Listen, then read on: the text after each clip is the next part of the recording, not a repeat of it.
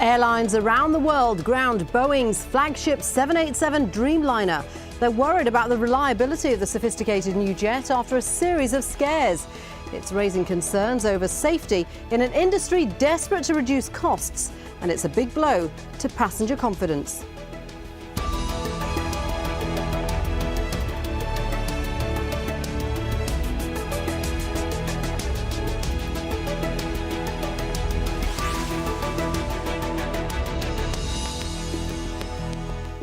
Hello there, you're watching Inside Story. I'm Shuli Ghosh. The 787 Dreamliner is Boeing's vision of the future. A cleaner, greener, cutting-edge aircraft, 20% more fuel efficient than its older rivals. But it's been 3 years late in arriving and plagued by soaring costs. Now the world's Dreamliners have been grounded because of concerns over safety.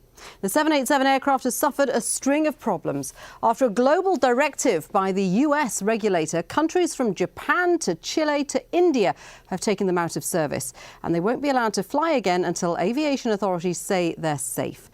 It's a big blow for the US manufacturer, which still has another 800 Dreamliners to deliver. Here's why the Dreamliners are stuck on the ground. December the 4th, a United Airlines flight made an emergency landing because of an electrical fault. Later that month, Qatar Airways grounded one of its 787s, also because of an electrical problem. January the 7th, an electrical fire broke out on board a Japan Airlines Dreamliner shortly after landing. A day later, Japan Airlines grounded a plane because of a fuel leak. And a day after that, Japan's All Nippon Airlines cancelled a flight because of a brake problem. January the 11th, and ANA reported a crack in a cockpit window. And on Wednesday, an ANA flight made an emergency landing after smoke was seen in the cockpit. A battery problem was suspected. Well, Boeing has defended its aircraft. It says, "We are confident the 787 is safe and we stand behind its overall integrity. We will be taking every necessary step in the coming days to assure our customers and the travelling public of the 787's safety and to return the airplanes to service." Well, let's discuss the issues here. My guests today in London, Simon Calder, Senior Travel Editor for the Independent newspaper. In New Delhi, Harsh Vardhan, an aviation consultant and former managing director of the Indian airline Viaduct. And joining me via Skype from Manchester is aviation expert Chris Yates. Gentlemen, welcome to the programme. Harsh, let me start with you. Tell me why Air India Dreamliners, 6 of them, have been grounded, because no specific problems have been reported with them, had they? Well, Air India has followed essentially the directive by the US FAA, because if you really see, Air India had not faced any of these problems which Japan Airlines or United has faced. But in conformity with US directive, they also thought it prudent to ground the aircraft and take all the safety measures which are on the anvil. And we have to still watch and see how soon the FAA comes out with their recommendation or observation on the fate of the fleet. Do you have any idea how long that will be, how long these planes will be grounded? Because this is having a huge impact on Air India, isn't it? Well, it is a serious blow, but as you know, Air India has alternate aircrafts in the form of 777s, which they were trying to find usage. So part of that would be deployed to obviate this current problem. But in terms of timing, it is purely dependent on how soon FAA firms up its opinion, because if you really ask me, the problem of the aircraft is essentially localized, confined to the batteries.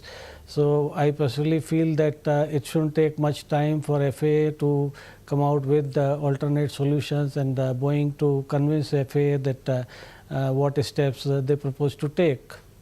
Chris, we know that airlines, all the airlines that are using Dreamliners now have grounded them. I think Ethiopian Airlines is the last one to do so. Absolutely. Within this last couple of hours, confirmed to me that Ethiopian have grounded their 4 Dreamliners because of the instruction from the United States. And obviously that instruction contains a directive that all airlines operating this type of aircraft have to be assured that the battery issue is not an issue for their carriers before the aircraft is allowed back in the sky.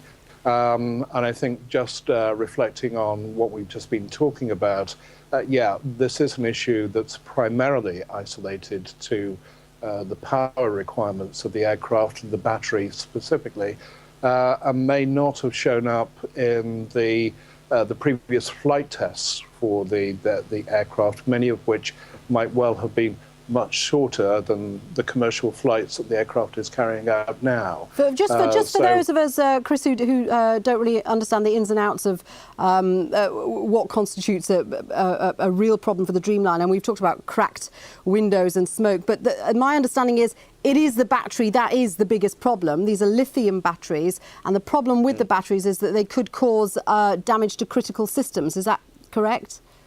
You're absolutely right. If one of these batteries does not just heat up but catch fire, then obviously the battery is located within the vicinity of an awful lot of those important cables that will run through the body of an aeroplane and could, in fact, jeopardize the aircraft because of that. And Simon, I mean, the irony is that this new battery technology, I mean, this is one of the cost-saving, energy-saving features that made this Dreamliner the plane of choice for a lot of airlines. Well, yes, all the launch customers, in particular all Nippon Airways and Japan Airlines, who have nearly half the 787s in service, all assumed that they would save a small fortune by deploying the 787, much more efficient than any previous aircraft. But at the moment, I'm afraid it's costing them a large fortune. You have 50 of the most advanced, most expensive machines on the planet sitting there idle, and just in the lease costs alone, you're looking at maybe $30,000 or $40,000 per day for every single one of those aircraft. And of course, the cost to Boeing's reputation is incalculable at this stage. And on top of that, of course, it's the long-suffering passengers who are paying the price for the problems that we have been seeing. Yeah, this is a disaster for Boeing, because the Dreamliner was its hope for the future. But this was supposed to be the way that everyone should be travelling, wasn't it? Well, it is the first proper 21st century aircraft. All previous jets have been basically using 20th century technology, including the Airbus A380. I would hesitate to say that it's a disaster. It's certainly an embarrassment for Boeing, and this is still by far the most successful new aircraft in terms of advanced orders.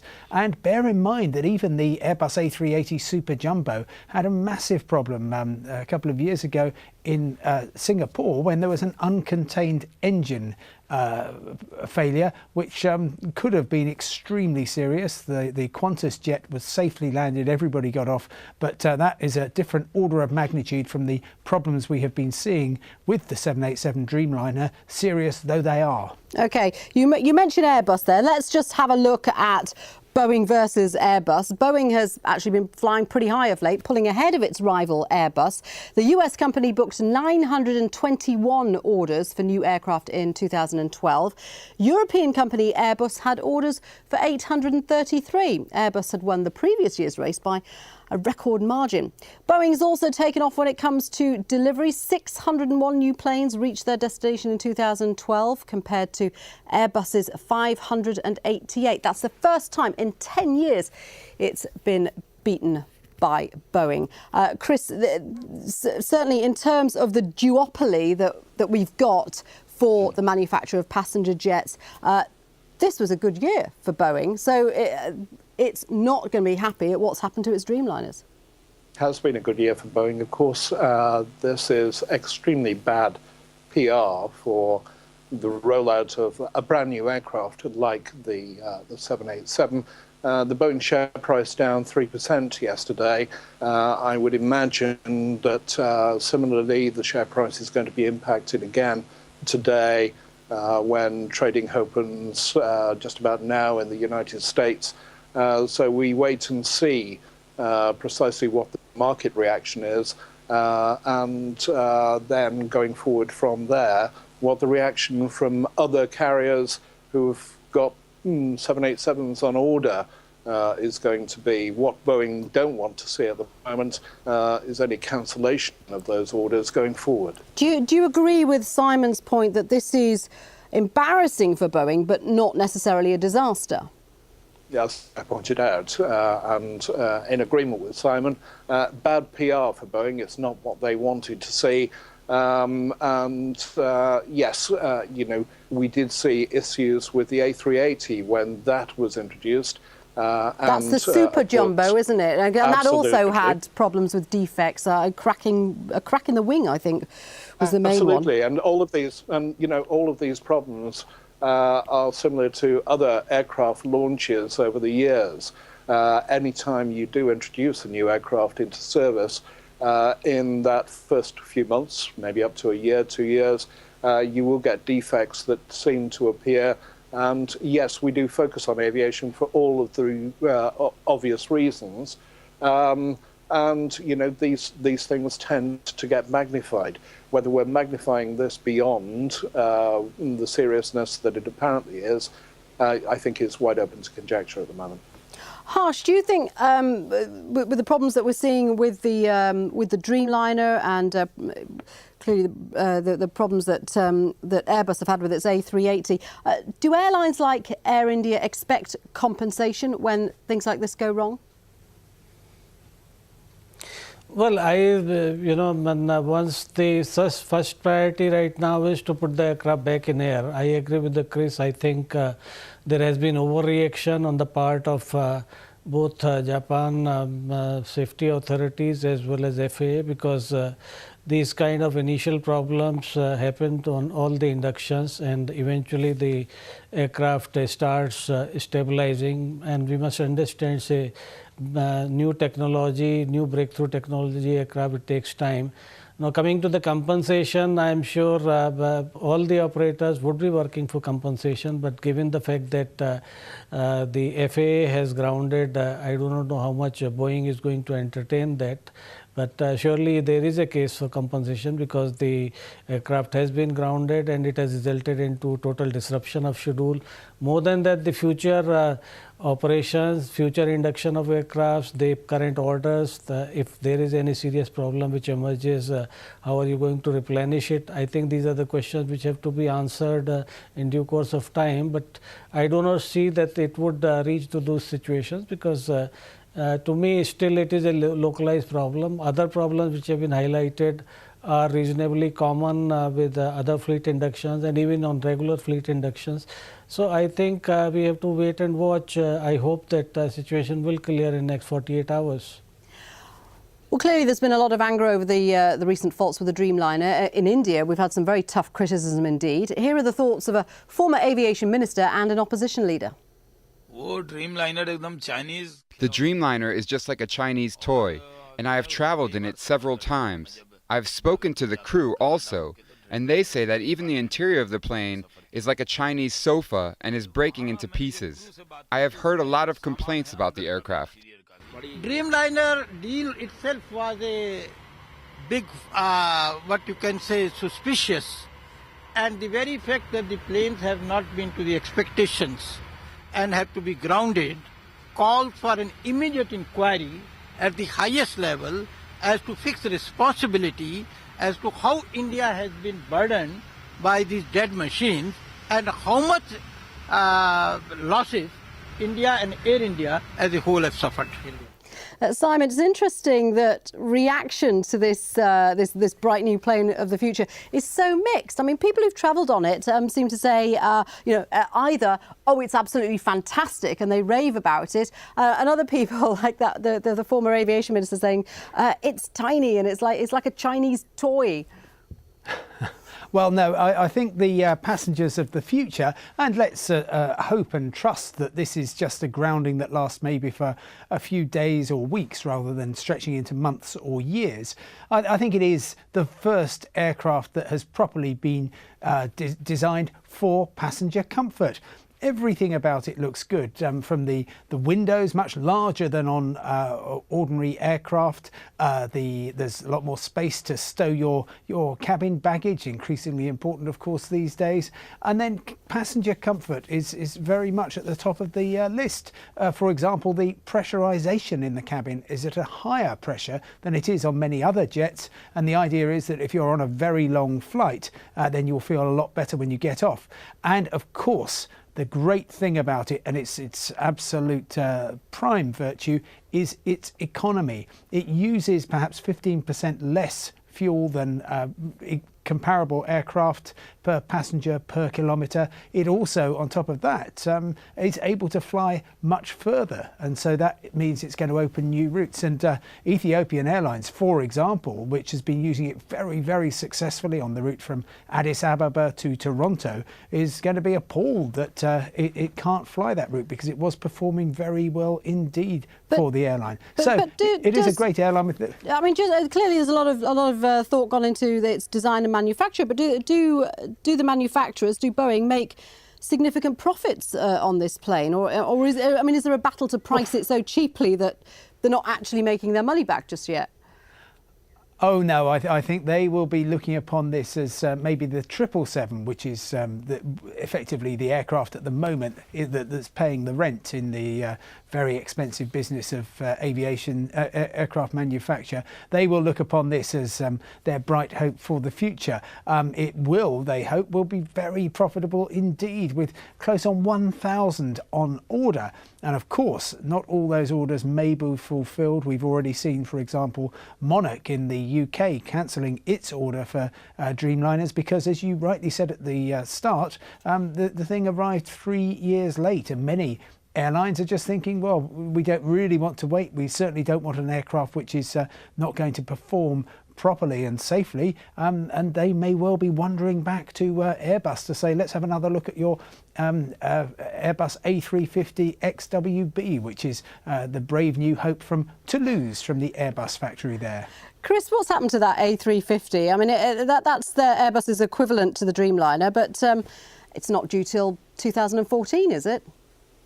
It's not due. It is in development, and with every new aircraft development, it takes time to bring a concept through to market for a whole variety of reasons, not just the construction, the design of the aircraft itself, but through that whole certification process as well. And if I may, just to pick up on something that Simon said a few moments ago, we've already identified that this is bad news for Boeing in terms of their PR. But going forward from here, the big fear must be for Boeing that if any other carriers cancel orders for the 787, then that's going to be extraordinarily bad news. And just to reflect on the compensation aspect as well, a number of airlines who operate this aircraft have said to me that they are considering the approach to Boeing to compensate for the loss of this aircraft in operations currently and the impact that it's having on their business. Harsh, do you agree that airlines will now be looking at future orders of Dreamliners and perhaps cancelling them because of the delays and because of the current problems? Well, I think unless Boeing comes out with a quick fix of this problem, and if this issue drags on beyond 2 to 3 weeks, that scenario would take place. But I do believe that the aircraft has been duly tested, and these are isolated issues. So I have full faith in resolving the crisis. As far as the statement made by Indian minister and other people are concerned, I think. But what a lot of people, Harsh, won't understand, statement. what a lot of passengers won't understand, is how there could be these issues, localised or not, with a plane that was 3 years late in delivering. Why weren't these problems ironed out during the production stage? When the production or the testing phase takes place, there is a different working environment. When the aircraft is put in service and to commercial service, the extensive usage and the exposure to real life environment does come out with new problems. Every operator and every aircraft has faced those problems. There is nothing new with it. So I don't see such a negative sentiment for Boeing. I personally believe it should resolve this issue. But if the crisis goes beyond 2 to 3 weeks and some new faults develop or emerge, then it is going to be a nightmare for Boeing as well as the operators, and they can see the cancellation of orders off the shelf. Let's just have a look at some reaction that we've been getting in on Facebook to the issue of the Dreamliners being grounded. David Koopman says, safety first. There cannot be a margin of error in the crowded skies. Passenger safety cannot be compromised. Jean-Sébastien Villeneuve says Boeing had a chance to prove they could do better than Airbus. It looks like they failed. And Mirza Angelic says the fact that the delivery has been delayed to ensure high quality and safety makes me doubt that that factor was the reason for the delay. I think they were just delayed and trying to rush. Chris, how does Boeing counter that perception that maybe safety has been compromised by cost issues, by trying to rush it out because there had been so many delays? I don't believe that we're talking about safety compromised on cost alone. This is a very complex aircraft, and any new aircraft increases the complexity, but the Dreamliner is extraordinarily complex, much of it constructed in modular fashion, and many of the sub-assemblies within the body of the Dreamliner actually installed when each of those modules is being built. So effectively the whole thing is stitched together. Now, when we get through the investigation as to the cause of these issues, it may well be that the problem has been generated somewhere along that supply line rather than Boeing itself. Wasn't there some criticism that it had outsourced some of the manufacturing, and why would it do that for something that is so complex? Well, precisely, that's what we're talking about essentially. We're talking about a modular design. It has outsourced chunks of the aircraft with the sub-assemblies for those chunks, and then the whole thing brought together in the plant in Everett. That, to my mind, might well have contributed to the issues that the aircraft is having at the moment, and that may well be reflected in the investigation that's being carried out in the United States into the manufacturing process for this new aircraft. I see you nodding, Simon. Do you agree? Could that be at the root of it, that this very complex design was actually outsourced? Well, Boeing was trying all kinds of new and exciting and potentially cost-saving initiatives with the 787, and as Chris indicates, it could have become rather unstuck. And of course, the repercussions just in the short term, while we're waiting for the problem to be solved, are remarkable for the airlines. Now, if you're a relatively large airline such as United in the United States, which is mostly deploying the 787s on domestic routes, you've got a fair amount of flexibility in your fleet. For instance, some of today's departures, they are putting a narrow-bodied 737 on instead of the 787. However, for an airline such as Qatar Airways, which made a fantastic song and dance about being the very first scheduled carrier on the 787 in and out of Heathrow Airport here in London, it's rather tricky because they put a lot of store in this aircraft. They're going to have to replace it. And many passengers, for example, on the kind of route that the Dreamliner was designed for, from Tokyo to San Diego, just finding that the flights have been cancelled. No replacement services at all, and they will probably have to operate via Los Angeles or somewhere else, and making it a much longer, a much more stressful journey than the Dreamliner was supposed to deliver. OK, gentlemen, we have flown to the end of the programme. Thank you very much indeed for joining me. Thanks to my guests Simon Calder, Harsh Vardhan and Chris Yates. And if you want to get in touch with your thoughts about today's programme, you can tweet me at HackHound, or you can send an email to insidestory@aljazeera.net. But for the moment, from me, Shuli Ghosh. Bye for now.